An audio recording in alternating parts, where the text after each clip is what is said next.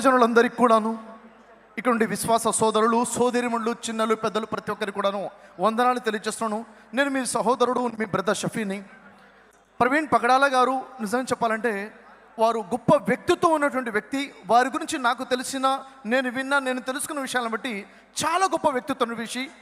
అందరూ అనుకుంటుందంటే ప్రవీణ్ పగడాల గారు ఇప్పుడు మన మధ్యలో లేరు అనుకుంటున్నారు. నేను ఆ విషయాన్ని ఒప్పుకోను. ఎందుకంటే వారి భావాలు, వారి ఆలోచనలు, వారి మాటలు ఇప్పుడు మనతోటే ఉన్నాయి.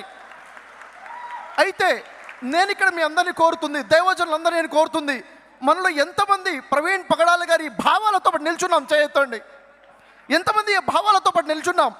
ఏదో వచ్చామా, చూసామా, పోయామా అని కాకుండా వారి భావాలతో పాటు, వారి ఆశయాలతో పాటు, దేవుడిచ్చిన పిలుపుతో పాటు దైవజనులుగా మనం నిల్చోవాలి. ఎందుకంటే ఇహలోకం శాశ్వతం కాదు, పరలోకం నిత్య జీవమే శాశ్వతమైనది. కాబట్టి దానికోసం మనం ప్రజల్ని ఈరోజు సమాజంలో చూసుకుంటే మానవత్వం మంట కలిసిపోయింది. మానవత్వం లేకుండా పోయింది. సోదరులారా, ఈరోజు మన సమాజాన్ని మనం కాపాడుకోవాలి. మన సమాజాన్ని కాపాడుకోవాలంటే మనిషిని మనిషిగా చూసే సమాజాన్ని నిర్మించుకోవాలి.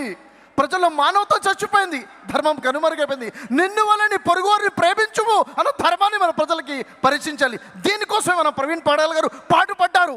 వారు చేసిన ప్రయాణం ఊరూరు తిరుగుతూ ప్రజలకి పరిచయం చేశారు. ఇహలోకం కాదు, నిత్య జీవం గురించి మాట్లాడారు.